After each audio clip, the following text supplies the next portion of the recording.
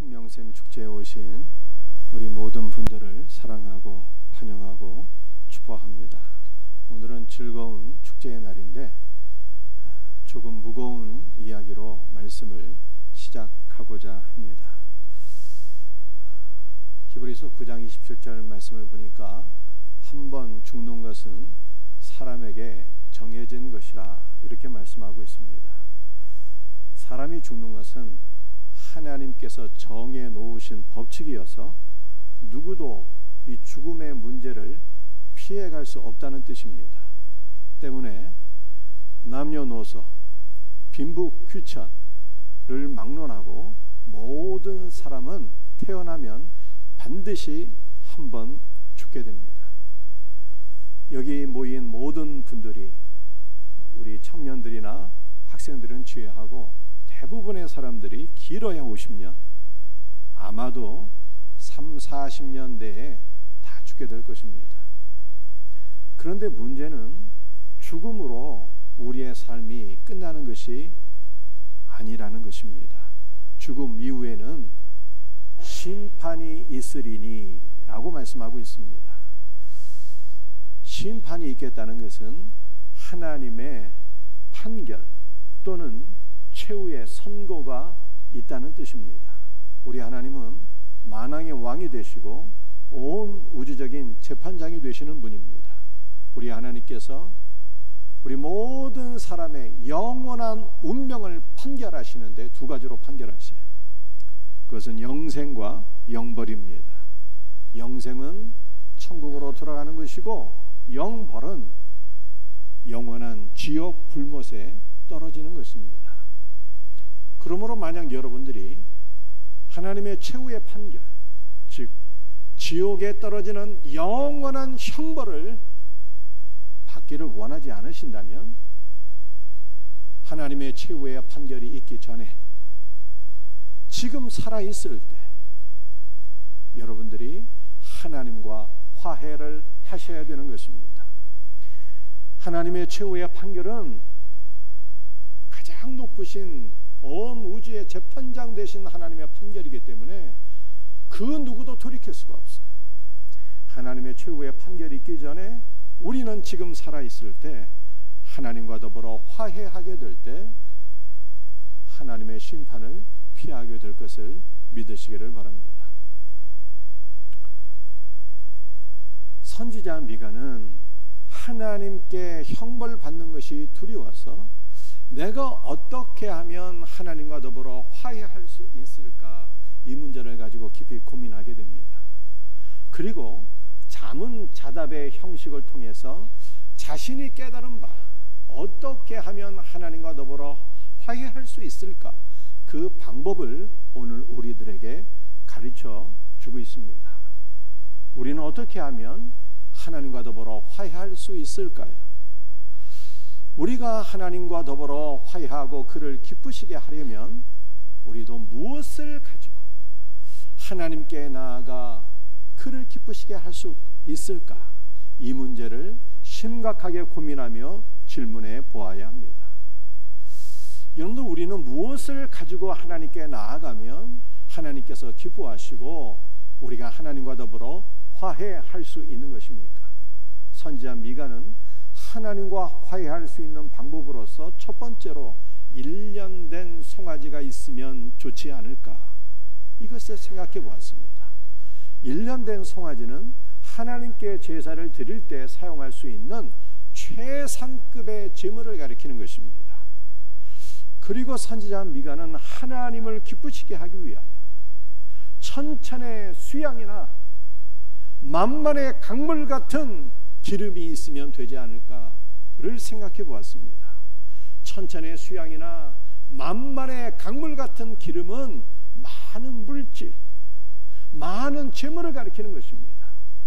즉 하나님 앞에 나갈 때 많은 재물을 바치면 하나님께서 기뻐하시고 우리가 하나님과 화해하여서 하나님께서 내리시는 영원한 형벌을 피할 수 있지 않을까 이것을 고민하는 것입니다. 그리고 마지막에 선지자 미가는 마자들을 바치면 어떨까 이것을 생각해 보았어요.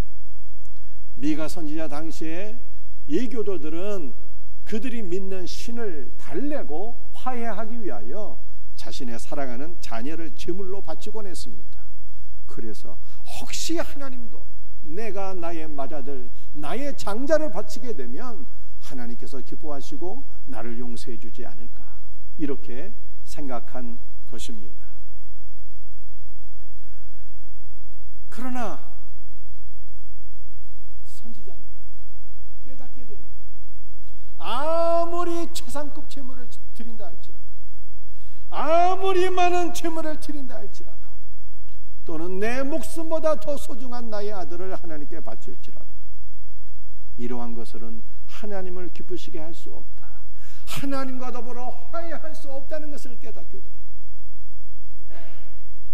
나의 장자를 드리게 될 때 하나님께서 기뻐하시기는커녕 하나님께서 오히려 진노하사 하나님의 화가 더해진다라고 하는 것을 깨닫게 되는 것입니다. 결국 선지자는 세상에 많은 제물로는 아무리 많은 것을 드려도 하나님을 기쁘시게 할 수 없다라고 우리에게 말씀하고 있는 것입니다. 타락한 중세 교회는 하나님은 돈을 기뻐하시고 많은 돈을 드리게 될 때 하나님께서 죄를 용서해 주신다라고 가르쳤습니다. 안타까운 것은 오늘날에도 많은 사람들이 이런 생각에 사로잡혀서 하나님의 은혜를 얻기 위하여 많은 헌금을 해야 하고, 또 이러한 잘못된 생각을 가르치는 교회들이 없지 않아 있습니다. 그러나 세상의 제물로는 결단코 하나님을 기쁘시게 할 수가 없어요. 세상의 물질이나 돈으로 죄사함을 얻고 하나님과 더불어 화해할 수 있다고 생각하는 사람들을 향해서 주님은 뭐라고 말씀하실까요? 내 돈과 함께 내가 망할지어다 라고 말씀하시는 것입니다. 그렇다면 우리는 무엇을 가지고 하나님께 나아갈 수 있을까요? 미가서 6장 8절 말씀을 보니까 하나님께서 우리에게 요구하시는 것은 딱 한 가지인데 그것은 바로 선한 것이다, 이렇게 말씀하고 있습니다. 하나님께서 원하시는 선한 것이란 과연 무엇일까요? 우리 주님께서 복음서에서 말씀하시기를 하나님 한 분 외에는 선한 것이 없다라고 말씀하셨습니다. 따라서 하나님께서 기뻐하시는 선한 것이란 하나님 자신과 그분의 말씀을 가리키는 것입니다. 특별히 미가는 하나님께서 원하시는 선한 것을 세 가지로 요약해서 구체적으로 우리에게 가르쳐 주었습니다. 첫 번째는 정의를 행하는 것이고, 두 번째는 인자를 사랑하는 것이고, 세 번째는 겸손하게 내 하나님과 동행하는 것이다. 이 세 가지가 있을 때 우리는 하나님을 기쁘시게 하며 하나님과 더불어 화해할 수 있다라고 말씀하고 있는 것입니다. 그렇다면 이 세 가지가 무엇인지 조금 더 생각해 보십시다. 첫 번째로 정의를 행하는 것은 무엇일까요? 정의는 하나님의 성품이며 또한 하나님의 백성들이 삶 가운데서 가장 연약한 우리의 이웃들에게 하나님의 사랑과 긍휼을 베푸는 것을 의미하는 것입니다. 여러분 주변에 우리가 가난하고 불쌍한 사람들이 혹시 있습니까? 연약한 우리 이웃들에게 그리스도의 사랑을 베풀고 도움의 손길을 펴는 것이 정의를 행하는 것입니다. 하나님께서 원하시는 두 번째는 인자를 사랑하는 것입니다. 인자를 사랑한다는 것이 무슨 뜻입니까? 인자라고 하는 것은 언약에 기초한 하나님의 사랑을 말씀하고 있는 것입니다. 우리 하나님은 언약에 기초해서 우리를 사랑하시는 분이래요. 하나님의 사랑이 우리에게 이렇게 나타났으니 하나님은 영원히 죽을 수밖에 없는 죄인들을 위하여 독생자 예수 그리스도를 아끼지 아니하고 우리에게 보내주셨습니다. 우리는 아들을 아끼지 아니하고 우리를 사랑하시는 하나님의 크신 사랑을 경험하게 될 때 우리의 이웃도 내 몸처럼 사랑할 수가 있는 것입니다. 그리고 세 번째 하나님께서 원하시는 것은 겸손하게 하나님과 더불어 동행하는 것이래요. 여러분들 겸손한 마음으로 하나님과 동행하는 것이 무엇일까요? 그것은 바로 하나님을 사랑하며 마음과 목숨과 뜻과 힘을 다하여 하나님을 사랑하며 하나님과 더불어 하나로 연합되며 하나님을 의지하는 것을 가리키는 것입니다. 구약 성경 창세기를 보게 되면 에녹이라고 하는 사람이 있었는데, 이 에녹은 많은 물질을 들여서 하나님을 기쁘시게 하며 하나님과 동행한 것이 아니라 하나님과 겸손한 마음으로 동행하여서 하나님께서 참으로 기뻐하시는 자라라고 하는 인정을 받게 되었습니다. 그런데 이 미가서 6장 8절 말씀을 어떤 위대한 신학자가 해석하기를, 하나님이 기뻐하시는 것이 세 가지인데 첫 번째 정의와 두 번째 인자를 사랑하는 것은 십계명의 두 번째 부분을 가리킨다, 이렇게 말씀했어요. 여러분들, 십계명의 두 번째 부분이라는 것은 내 이웃을 내 몸처럼 사랑하라라고 하는 말씀을 가리키는 것입니다. 그리고 하나님께서 기뻐하시는 세 번째가 겸손하게 내 하나님과 더불어 동행하는 것인데, 이것은 십계명의 첫 번째 부분을 가리킨다라고 해석을 했습니다. 십계명의 첫 번째 부분은 마음과 목숨과 뜻과 힘을 다하여 하나님을 사랑하는 것입니다. 그러므로 하나님과 화해할 수 있는 길은 바로 십계명의 말씀을 따라 사는 것이다, 이런 뜻입니다.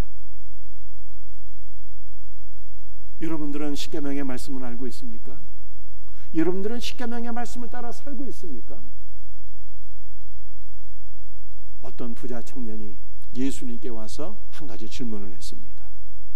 예수님, 내가 어떻게 하면 영생을 얻을 수 있을까요? 그랬더니 예수님께서 답변해 주시기를 십계명을 지키라, 이렇게 말씀했어요. 그랬더니 그 청년이, 예수님, 저는 어렸을 때부터 십계명의 말씀을 따라 살았습니다, 이렇게 답변을 한 거예요. 그런데 사실 그 부자 청년은 십계명의 말씀을 알지 못했고 십계명의 말씀을 지키지 못한 자였습니다. 부자 청년이 십계명의 말씀대로 살지 못했다는 것은 타락한 인간은 십계명의 말씀의 뜻이 무엇인지를 알지 못하고 십계명의 말씀대로 살 수 없다는 뜻입니다. 우리 모두는 십계명의 말씀을 따라 살아야 하나님과 더불어 화해할 수 있는데, 타락한 인간은 십계명의 말씀을 알지 못하고 십계명의 말씀을 따라 살 수가 없으므로 우리는 하나님과 화해할 길이 없다는 뜻입니다. 그렇다면 우리는 어떻게 하면 하나님을 기쁘시게 하고 하나님과 화해할 수 있을까요? 우리는 어떻게 하면 계명을 따라 살 수 있는 존재가 되는 것입니까? 우리는 말씀 이전에 제물이 필요한 것을 성경이 말씀하고 있는 것입니다. 오늘 마지막 말씀인데요, 미가서 6장 6절과 7절 말씀을 우리 한번 다시 같이 읽어보겠습니다. 내가 무엇을 가지고 여호와 앞에 나아가며 높으신 하나님께 경배할까? 내가 번제물로 1년 된 송아지를 가지고 그 앞에 나아갈까? 여호와께서 천천의 순양이나 만물의 강물 같은 기름을 기뻐하실까? 내 허물을 위하여 내 맏아들을 내 영혼의 죄로 말미암아 내 몸의 열매를 드릴까? 사랑하는 성도들이, 우리는 무엇을 가지고 있으면 하나님과 더불어 화해할 수 있는 것입니까? 우리가 하나님과 화해할 수 있는 길은 십계명의 말씀을 따라 사는 것인데, 타락한 인간은 계명을 따라서 살 수가 없는 존재라고 말씀하고 있습니다. 그러므로 우리는 하나님과 화해하기 위하여 말씀 이전에 필요한 것이 있는데, 그것은 바로 제물이라는 것입니다. 여러분들, 우리에게는 무슨 제물이 있어야 될까요? 1년 된 송아지가 있어야 되고 순양이 필요하다라고 말씀하고 있습니다. 구약 성경을 보게 되면 레위기라고 하는 책이 있는데, 이 레위기는 제사에 대해서 설명하고 있는 말씀입니다. 이 레위기서를 보게 되면 1년 된 송아지나 순양은 하나님 앞에 제사를 드릴 때 번제물로, 속죄제물로, 화목제물로 사용하는 제물입니다. 번제물과 속죄물과 화목제물이 가리키는 바가 무엇입니까? 바로 우리 주 예수 그리스도입니다. 우리는 예수님으로 인하여 죄를 사함받고 예수님으로 인하여 하나님과 화목하게 되며 예수님으로 말미암아 하나님께서 기뻐하시는 온전한 헌신을 드릴 수 있다라고 말씀하고 있는 것입니다. 제물이신 예수님께 우리가 나아갈 때, 우리가 제물이신 예수 그리스도를 얻게 될 때 우리는 비로소 하나님과 화목하게 되는 것입니다.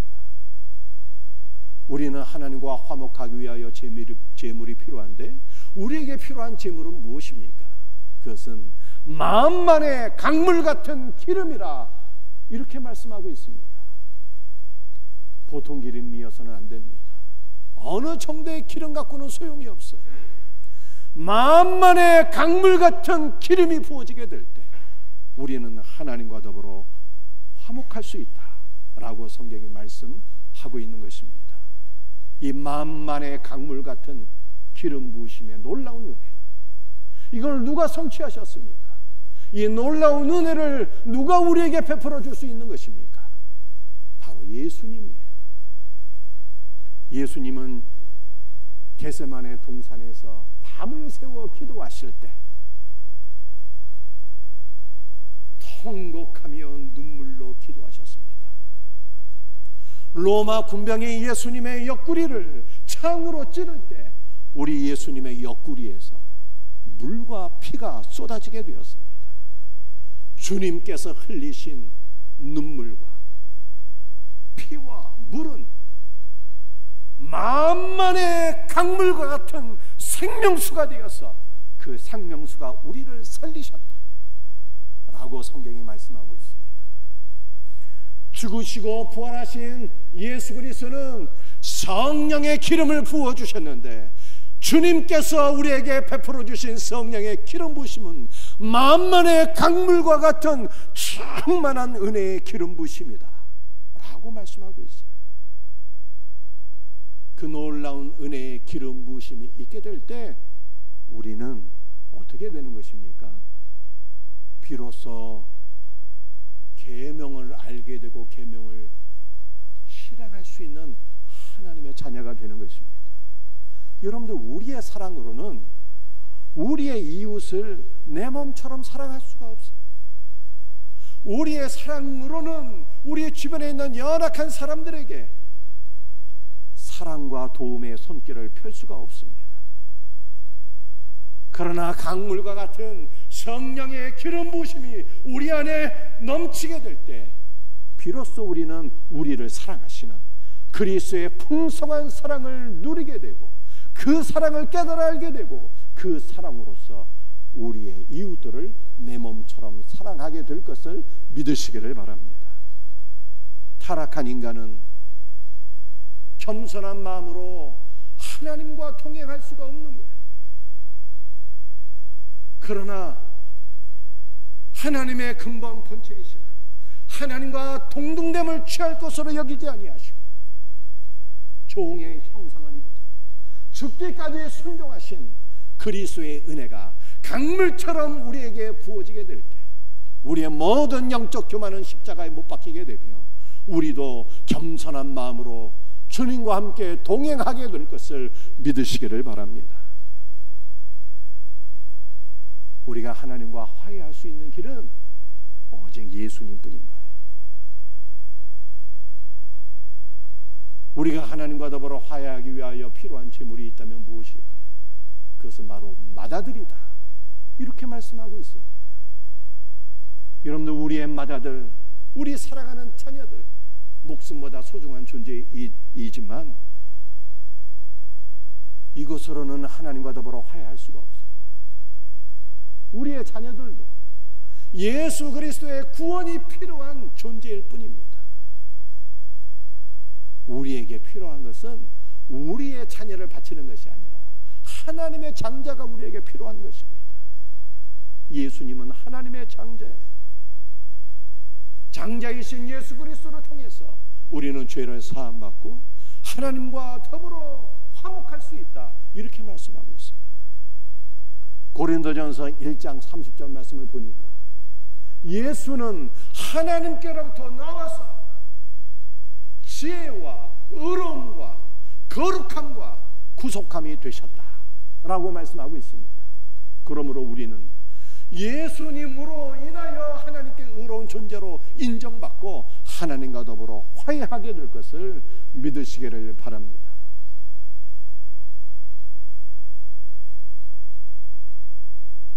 말씀을 마치겠습니다.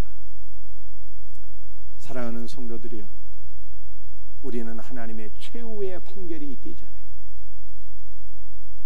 우리가 죽기 전에, 지금 살아있을 때 하나님과 더불어 화해해야 영원한 형벌을 피하게 됩니다.